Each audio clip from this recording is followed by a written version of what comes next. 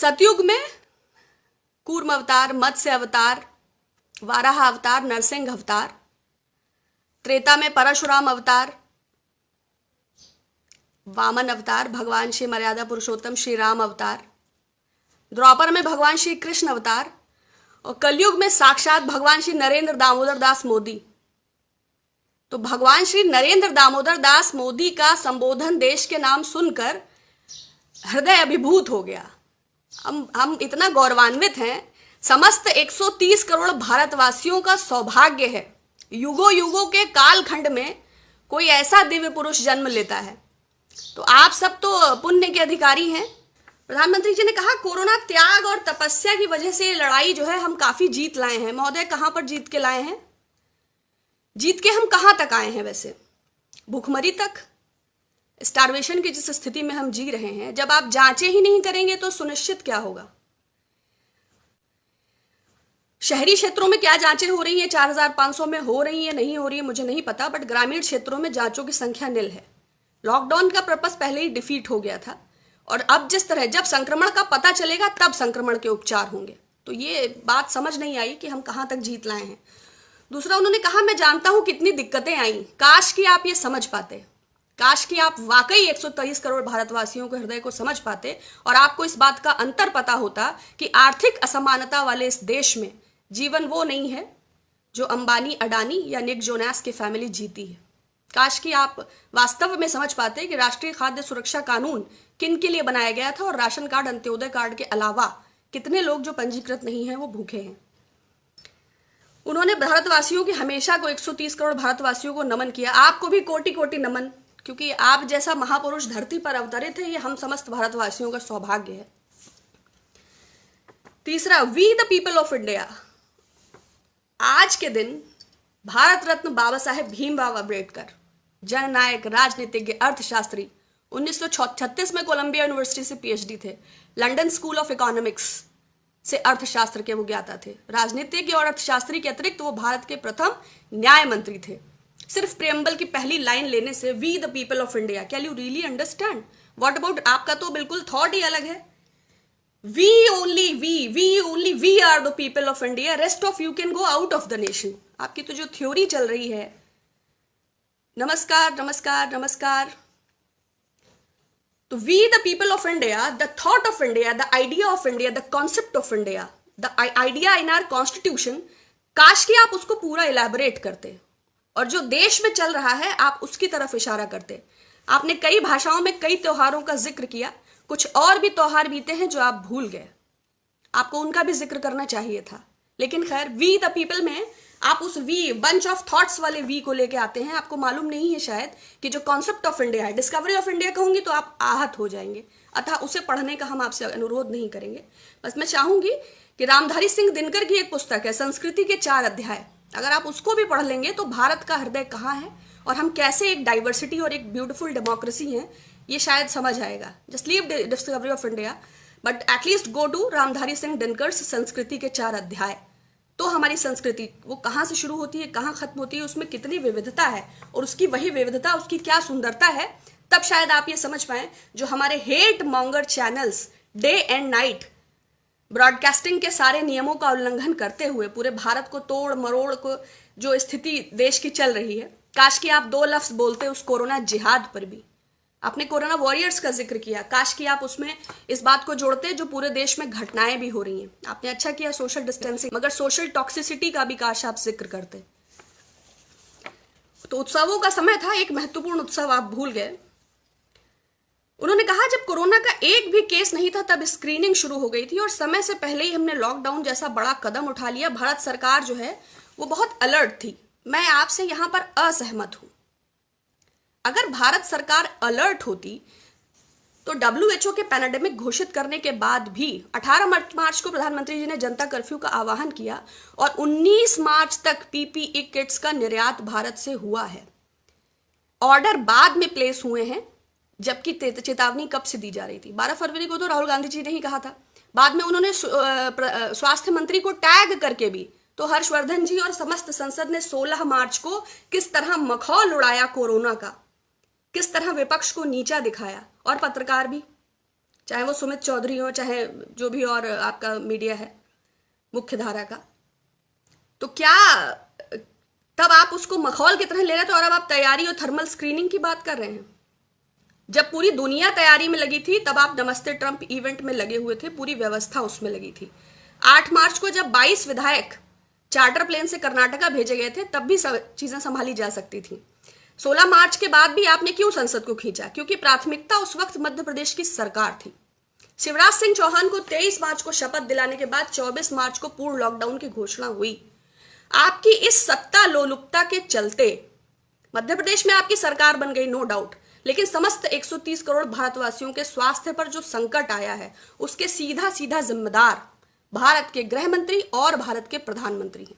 अगर उन्होंने विपक्ष को गंभीरता से लिया होता, WHO की चेतावनी को गंभीरता से लिया होता, अगर आने वाले इस संकट में जरा भी दूरदर्शिता दिखाई होती, जो कि लॉकडाउन में भी नहीं दिखाई, अगर राज्य के मुख्यमंत्रियों से एक बार मशवरा कर लिया गया होता।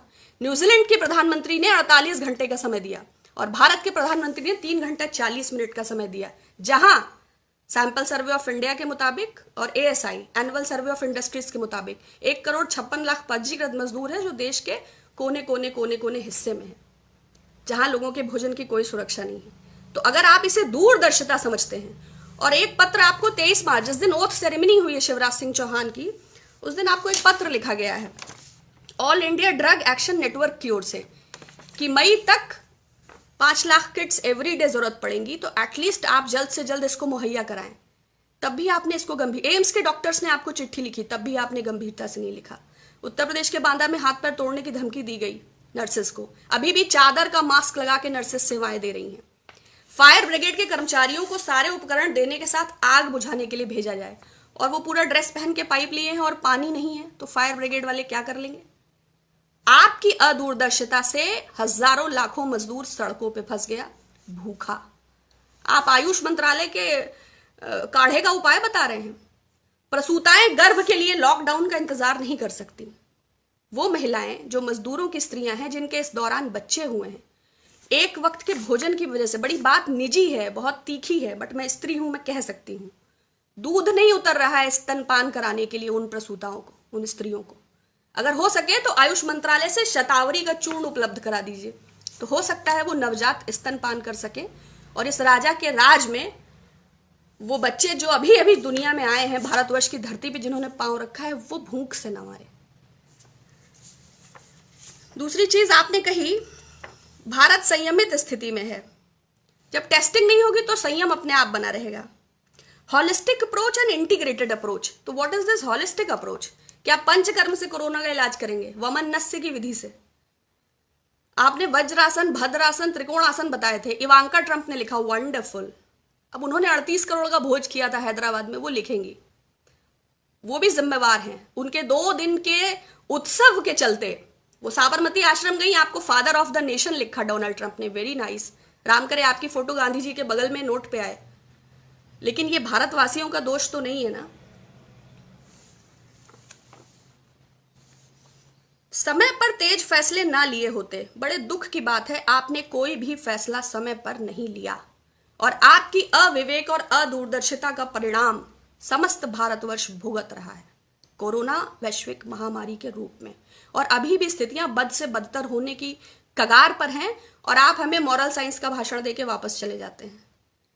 हमारे डॉक्टर्स संघर्ष कर रहे हैं, हमारी नर्सेस संघर्ष कर रही हैं, हमारे सफाई कर्मचारी संघर्ष कर रहे हैं और 90 से ज्यादा डॉक्टर संक्रमित हैं और आधे से ज्यादा भयभीत हैं कि वो कैसे पर्सनल प्रोटेक्शन इक्विपमेंट्स की अनुपस्थिति में कैसे वो आगे बढ़ें और कैसे इलाज करें।